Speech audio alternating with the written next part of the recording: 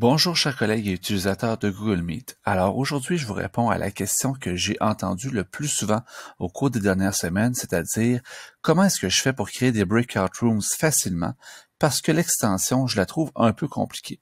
Ma réponse, c'est effectivement, ça se fait facilement parce que l'extension, on n'en a pas vraiment de besoin. Qu'est-ce qu'elle fait l'extension Breakout Rooms? Elle va vous créer plusieurs conférences Meet en même temps dans votre navigateur et elle va les configurer et créer des liens de partage pour les élèves. Et ça, vous pouvez tout le faire manuellement. Donc, qu'est-ce qu'on fait?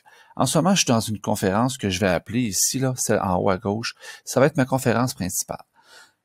À partir de là, ce que je vais faire, c'est que pour mes élèves, je vais créer des breakout rooms et je vais partager les liens vers ces breakout rooms-là aux élèves. Comment est-ce que je fais? Donc, je vais créer un nouvel onglet ici en haut. Je vais me rendre dans le menu Golf ici. Je vais créer un Meet. Dans mon Meet, je vais cliquer sur Rejoindre ou démarrer une réunion. Je laisse le champ en blanc, ce qui va créer une réunion de type permanente. Si vous entrez un nom de réunion, ça va créer une réunion temporaire qui va être supprimée au bout d'un certain temps. Je fais continuer et je viens de créer un premier breakout. Je fais participer à la réunion. Comme je suis le premier à entrer dans cette réunion-là, c'est moi qui ai les droits administrateurs. Je vais créer un autre breakout room. Donc, j'ai fait un nouvel onglet. Je répète l'opération.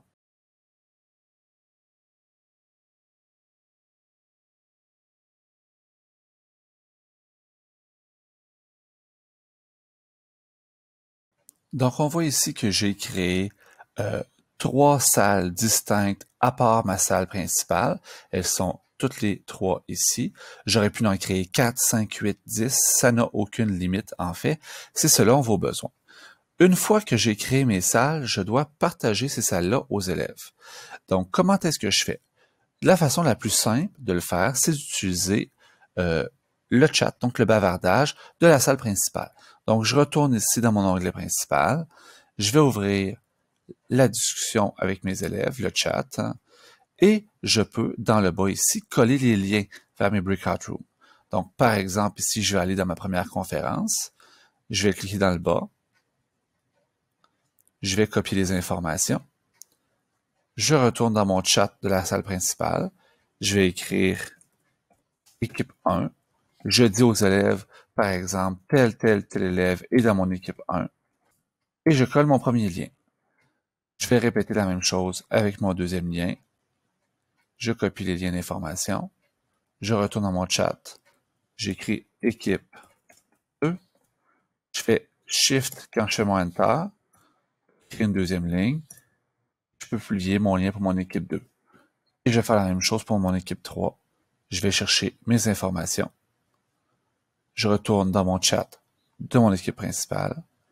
J'écris équipe 3, Shift Enter, et je colle mon troisième lien.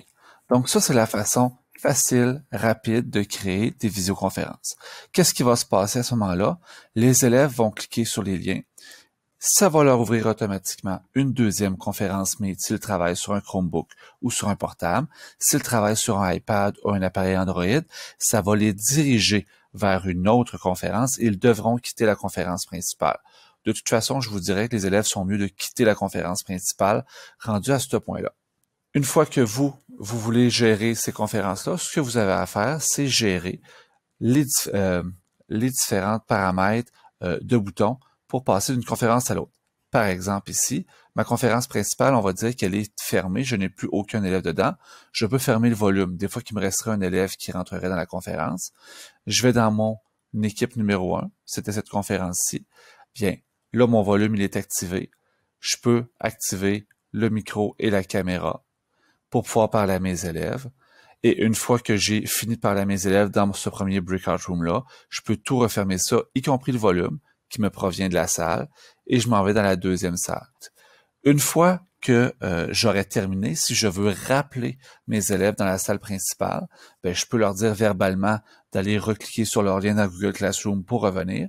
Sinon, ce que je peux faire, c'est que le lien de ma salle principale, je peux le recopier et je peux aller le coller dans les chats de mes différentes breakout rooms pour rappeler mes élèves et revenir dans la salle principale.